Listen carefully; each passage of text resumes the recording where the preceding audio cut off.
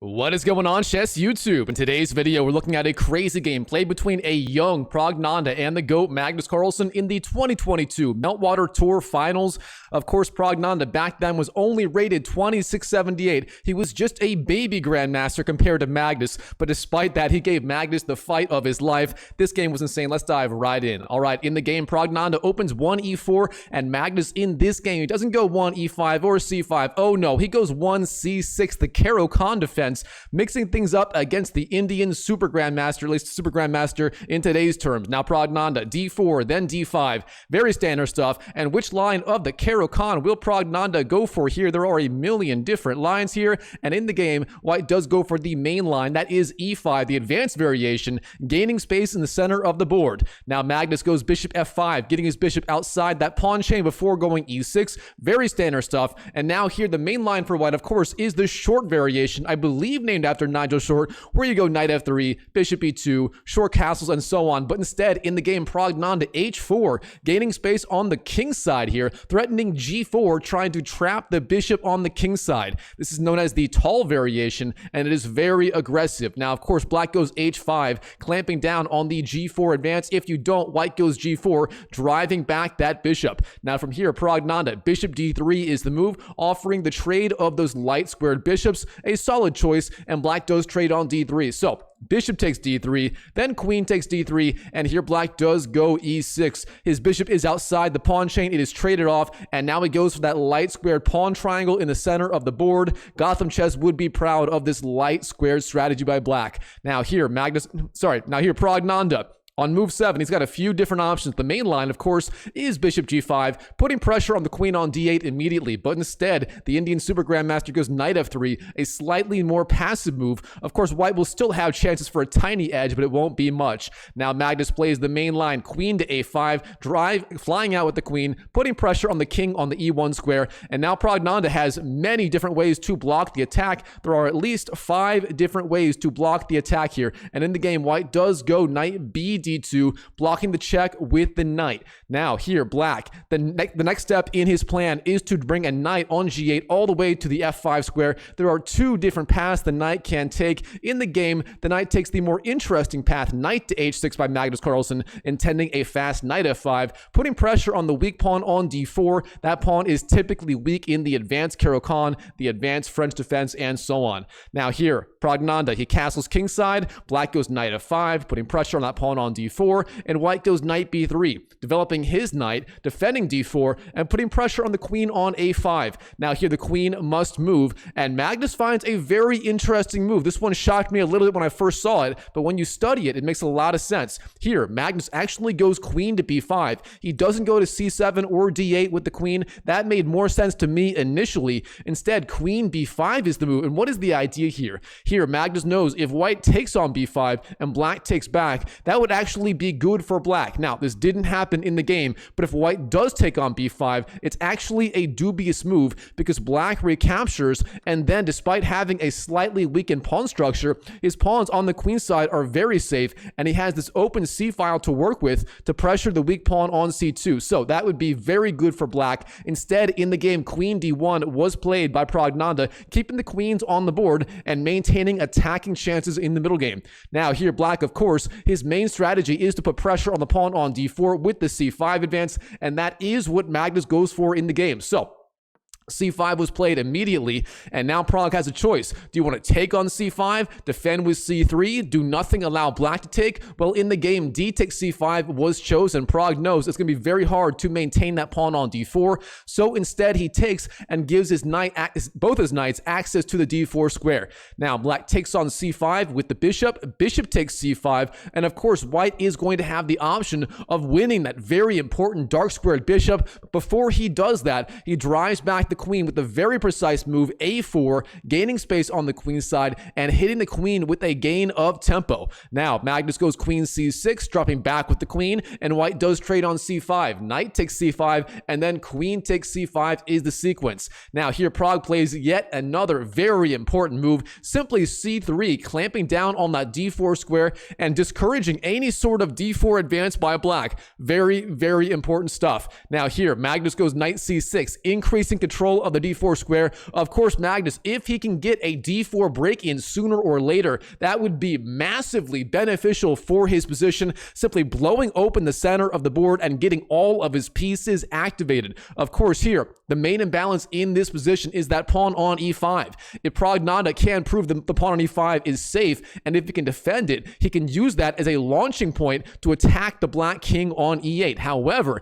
if that pawn is attacked by Magnus, it will prove to be a weakness, and black will have the upper hand. Now here, white continues rook to e1, supporting the pawn on e5 in advance, and black does go rook d8. Here, Magnus opting to keep his king in the middle of the board for now. It's a very interesting idea. Of course, with the rook on h8, it does maintain the defense of the pawn on h5, and black is lining up for some sort of d4 advance. Literally, all of his pieces here, with the exception of his rook on h8, are all clamping down on that d4 square, and if black can get d4 in, that would be a huge victory, especially with the white queen on d1 opposite the black rook on d8. Now here, Praggnanandhaa, before black can go d4, he inserts the intermezzo move, bishop g5, pressuring the rook on d8. Where is the rook going to go? There are two decent squares. You can go to d7, opting to keep the rook on the d file. Obviously, d6 is not an option with the pawn on e5. You can also go rook c8, though, keeping the rook on the semi-open c file where it is reasonably active. Now, in the game, Magnus chooses the more enterprising option. That is rook d7, of course, maintaining the rook opposite the white queen on d1, and that means black is gearing up, of course, for that critical d4 advance, and once black gets that in, the entire board is going to be set on fire. Now here, Praggnanandhaa, rook c1 is the move. Praggnanandhaa knows with that d4 advance coming, is getting his rook on c1 opposite the black queen on c5. That way, if d4, white can take back on d4, and then you have the discovered attack on the queen with the rook. Also, the pawn on d4 would also attack the queen. That would be very, very good for white. But here, Magnus Carlsen, he steps into his time machine. He looks into the future, and he says, in every possible scenario, the d4 advance is beneficial for me. And here, he throws caution to the wind and simply goes d4, lighting the board on fire, opening up these central files, the c file and the d file, while his king is still stuck on the e8 square. All right, now, Praggnanandhaa, what is it going to be? Do you want to take on b4? Do you want to do something else? Well, it turns out here, if you take on d4 immediately, black can simply step out of the way with the queen. For example, if c takes, then queen to b4 is excellent for black, and black has all of this pressure on all of these weak pawns on the queen side and in the center. That would be perfectly fine for Magnus. I'm sure he'd be very happy with that scenario. Instead here, Praggnanandhaa, he finds a different move, and in fact, a slightly stronger idea. Instead of taking on d4, he plays the intermediate move b4, advancing two squares with the b pawn, attacking the black queen on c5. And now, where is that queen going to go? There is no time to take on c3, for example, the queen, as the rook controls that. Therefore, the queen must move. In the game, queen b6 was chosen, dropping back with the queen. But now, once again, Praggnanandhaa, he is not done with these intermediate moves. Again, he ignores the pawn on d4, and it turns out he has two good options here, b5 and a5, both of them gaining a tempo on these black pieces on the queen side. Now, in the game, he opts not to go a5, hitting the queen, and instead goes b5, driving back that knight. But both of these moves were playable. Now, after b5, black here, he actually ignores the threat on the knight. This is crazy. He goes for the move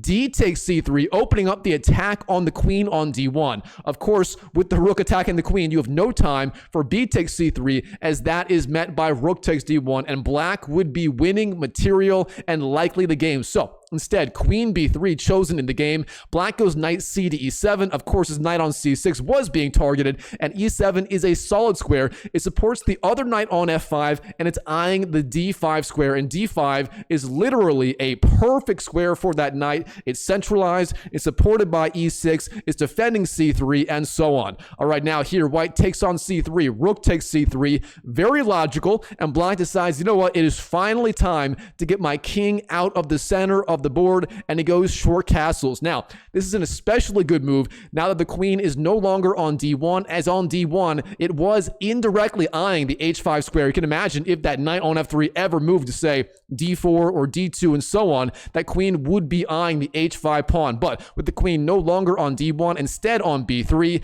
this is a perfectly fine time to castle for black. Now here, Praggnanandhaa, in this position, it is absolutely critical you find the right follow-ups to maintain the pressure. Of course, with his pawn on e5, this pawn can be an asset or a liability. If white can keep it on e5, keep it defended, and initiate an attack against the black king, it's going to be an asset. However, if the attack fizzles out and black manages to consolidate here, that pawn will be a weakness, and Magnus will be taking over in this game. So right here, he's got to find the right way to proceed, and according to the engine, the strongest move here is simply rook e to c1. You slide your rook over, get total dominance of the c file, and from there you can think about ideas like queen c2 and so on. But instead, in the game, he goes queen to c2 immediately. Now, this move is a little bit weaker. The rook on e1 was not needed there. There's no need to over-defend the pawn on e5 with two pieces right now, as there are no black pieces attacking it. And beyond that, the queen was decently placed on the b3 square. Of course, white's going to have options to go for the Alekhine's battery with the rook, the queen, and the rook all sandwiched together, but again, it's a little bit too slow. And here black decides it is time to jump in with the knight. Knight d5, a key move, and now that knight again is perfectly placed on that d5 square. It's very, very hard for white to ever attack it. He doesn't have a light squared bishop, and his knight on f3 is 4 moves away from capturing the knight on d5, 3 moves away from actually attacking it, and therefore that knight is going to be on d5 for a very long time to come. All right, now with the rook on c3 being attacked, the rook must go somewhere. Rook c4 played in the game. Black goes rook c7, challenging the white rook on c4. And now here, the key idea for white is simply rook e to c1. Again, you ignore the pawn on e5. It is more than defended, and you just get the Alekhine's battery going on the c file. Again, of course, the Alekhine's battery is the queen, the rook, and the queen all lined up on one file. Now here, instead, knight d2 is chosen, supporting the rook on c4 with the knight. But the problem is, this knight is now very passive on d2. It's not doing a whole lot, and black again is starting to take over, as you can see with the eval bar really shooting down for Magnus. All right, rook fc8 played in the game, increasing the pressure on the rook on c4, and of course that rook is more than defended on c7 for now. All right, Praggnanandhaa, the Indian superstar, by the way, my favorite Indian player. I don't know about you guys, I know a lot of you are Gukesh fans and Erigaisi fans, but to me, Praggnanandhaa is the only Indian super grandmaster in the world. He won my heart a long time ago. All right, here, Praggnanandhaa, rook takes c7 is the move. Black takes back with the rook on c8, and now we have queen to d1, sliding back with the queen. All right, now here, Magnus Carlsen, queen d4, it flies in with the queen, a very active move, and now the knight on d2 is effectively pinned. Now, I know Chess YouTube is not technically a pin, as of course, if you move the knight to say f3 anywhere else, you don't lose material. Black just trades queens. However, if the queens come off the board, that means black is going to have excellent chances against the weak pawn on e5 and the potentially weak pawns on b5 and a4. Now, here, instead of allowing the queen trade, here Praggnanandhaa says, you know what? Black is threatening my pawn on a4, but at the same time, that pawn on h5 is also hanging. Now, here Praggnanandhaa has a choice. You can take on h5, but that gives up the defense of the pawn on a4. You can also play passively, but here black is slowly gaining control in this game. The knights might shoot down, the rook might shoot down on the c file, and therefore here Praggnanandhaa, he decides it is time to go all in on the king side. If this was poker, he's literally pushing all of his chips onto the table right here, right now, and he takes the pawn on h5. Queen takes h5, taking the pawn, but giving up the defense of the other pawn on a4. And Magnus says, you know what? I see a free pawn. I take a free pawn. Queen takes a4. And we officially have, I mean, if you were a StarCraft 2 player like I was, a base trade scenario right now. White is all in attacking the king, and black is all in gobbling up these pawns and pushing his passed pawns down the board on the queen side. It's going to be an all-out base trade, again, if you're a StarCraft 2 player. All right, knight e4 played in the game. The knight is jumping up, and black simply takes the pawn on b5. Black is now officially up a pawn. He has 2 protected passed pawns on the queen side. Well, they're not technically protected, but are they? whatever, 2 passed pawns connected on the queen side, nothing stopping them, and white has to get the attack going against the black king. If he doesn't checkmate black with the queens on the board, he's going to be in trouble. All right, Praggnanandhaa, rook d1 is the move, getting the rook to the open d file, and of course the idea, if black ever moves that knight, say to, where can it move? Knight e7, for example. Then bada bang, rook d8 would be checkmate, as the king would have nowhere to go. So rook d1 by Praggnanandhaa, pinning the knight on d5 to the d file. It cannot move off d5, and of course that's going to be good for Praggnanandhaa, at least from a psychological or practical perspective. Now Magnus, he knows that rook d7 is the move, opposing the white rook on d1, and the rook is defended, meaning the knight on d5 is no longer pinned. All right, here Praggnanandhaa is not slowing down. Queen g4 is the move, lining up the queen with the black king on g8. Now the threat is knight f6 or bishop f6, as the pawn on g7 again would be pinned to the king. For example, if black wastes a move, I don't know, a5, then white's gonna have ideas like bada bang, knight f6. Not saying it's good or bad, but the point is if black takes, white can take back with check, and bada bang, he has checkmating threats against the black king. Again, not necessarily saying that is the strongest sequence, but that is the idea behind lining up the queen on g4 with the king on g8. Now here,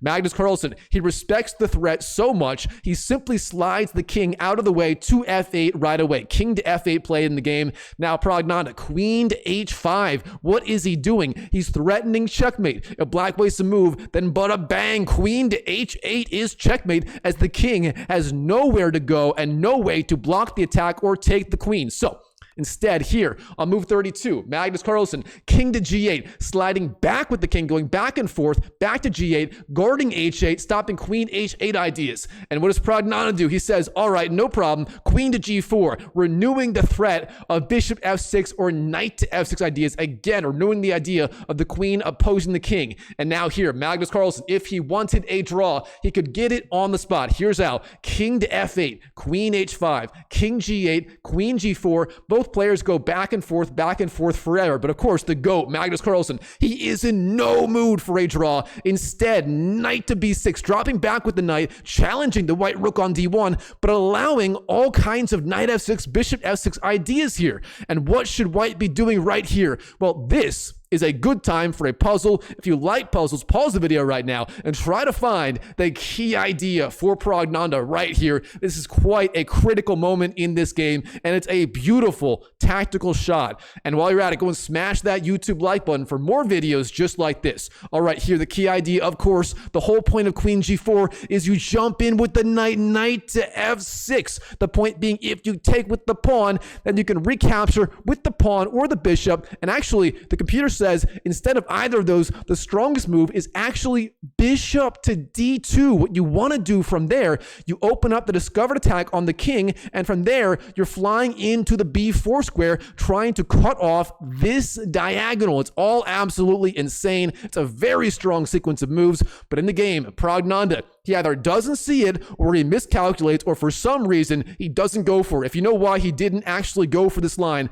comment down below and let me know. I'd love to hear from you guys. Instead, in the game, bishop f6 chosen. Of course, the bishop is now pinned to the king, but the bishop cannot jump like this, like a knight, meaning the king is not under check. Now, that sounds very obvious, but of course, that means Magnus here has time to do something about this. And of course, queen takes g7 isn't even a threat yet, as the knight on f5 defends g7, and it is not being attacked. And here Magnus says, you know what? I'm in no pressure. Now is the time to trade off a pair of rooks. Rook takes d1, queen takes d1, and then knight to d7. He drops back with the knight and pressures the bishop on f6. What is that bishop doing right here? I'm not sure. Now, instead of defending the bishop, here Praggnanandhaa, he demonstrates like he's one of the strongest grandmasters in the world these days. He just won the first major super tournament of the year, and here he demonstrates his skill with the move queen to c1. What is the idea? The queen is eyeing c8, which would put the king under a tremendous amount of pressure,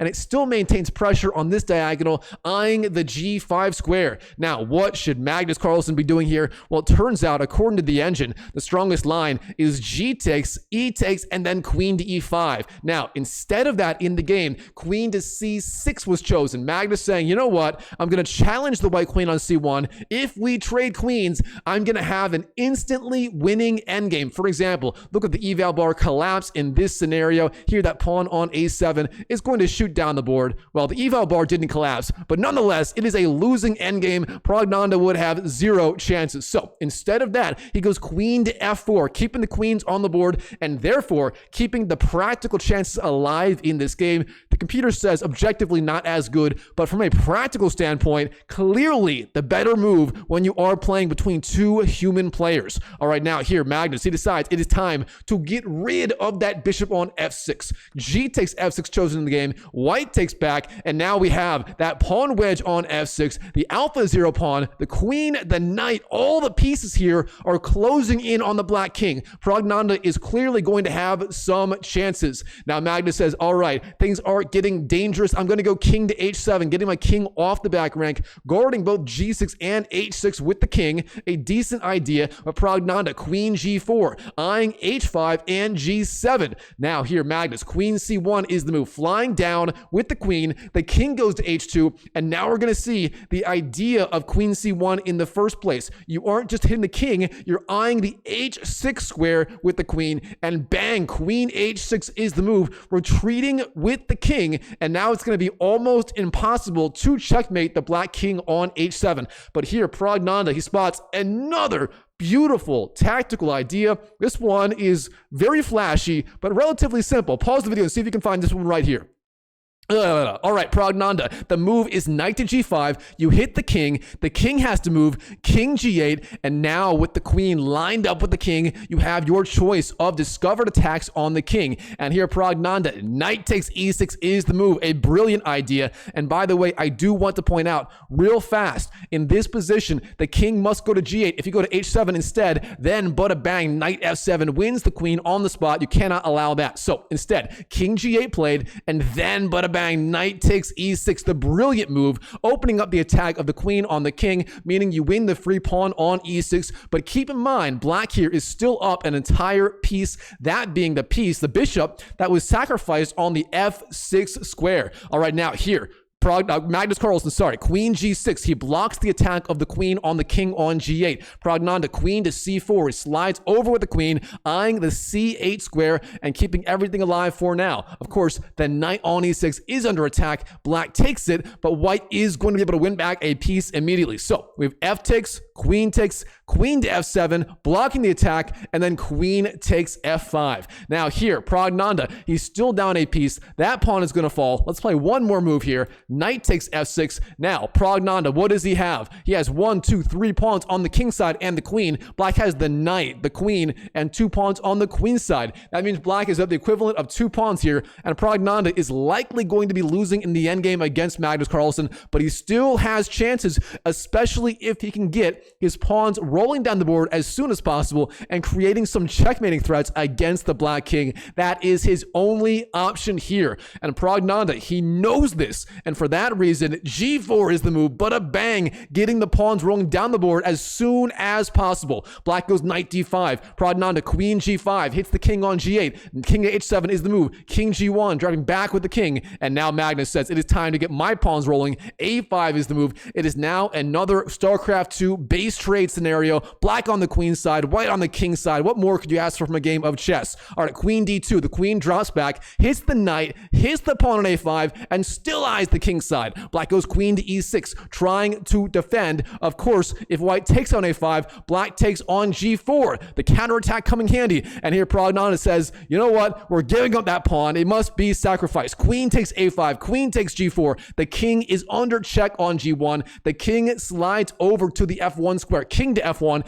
Things are not looking good for my favorite Indian super grandmaster. Queen to e4 is the move, threatening ideas like queen h1, queen b1, hitting the king on f1, and so on. Now, queen d8 is the move, flying back with the queen. Black goes knight f4, a key idea, guarding the e2 and the g2 squares. That way queen b1 or queen h1 would be checkmate on the spot or lead a checkmate in 2 moves. What is white going to do about it? He must give the king some checks. There's nothing else you can do. The knight is supported. The queen you can't attack. So queen c7 is the move. Hits the king. King to h6. Queen b6. King to h5. Queen a5. Queen to d5. Excuse me. And in this position right here, black blocks the attack of the queen on the king. And here, Praggnanandhaa is virtually forced to resign. It is a triple attack of the queen. The queen attacks the queen. The queen attacks d2, delivering checkmate. The queen attacks h1, delivering checkmate. There is no way for the queen to defend both the d1 and the h1 squares. Therefore, the only move here is to trade queens. If he traded queens, black takes back with the knight, and in this position black would be winning. He gobbles up this pawn, the king defends the f pawn, the knight defends the b pawn, and sooner or later black wins this pawn as well, and then he pushes the other pawn down the board and he will be winning, as you can see, by the minus 64.5 pawns evaluation in favor of black. That means black is winning. There's no other way to say it. And for that reason, in this position right here, with the triple attack by Magnus Carlsen on the queen, on d1 leading to mate, on h1 leading to mate, Praggnanandhaa is forced to resign on the spot to Magnus Carlsen. Wow, what a game between the GOAT, Magnus Carlsen, and my favorite Indian superstar, Praggnanandhaa, from the 2022, what was it called?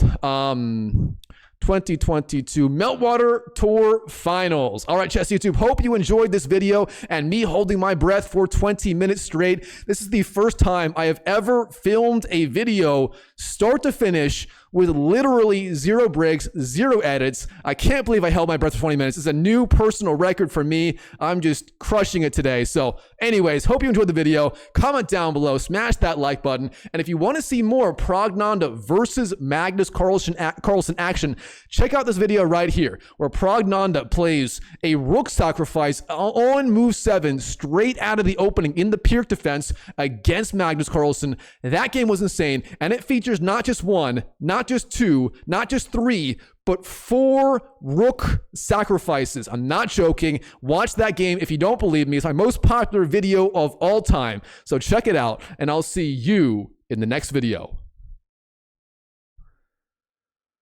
Oh!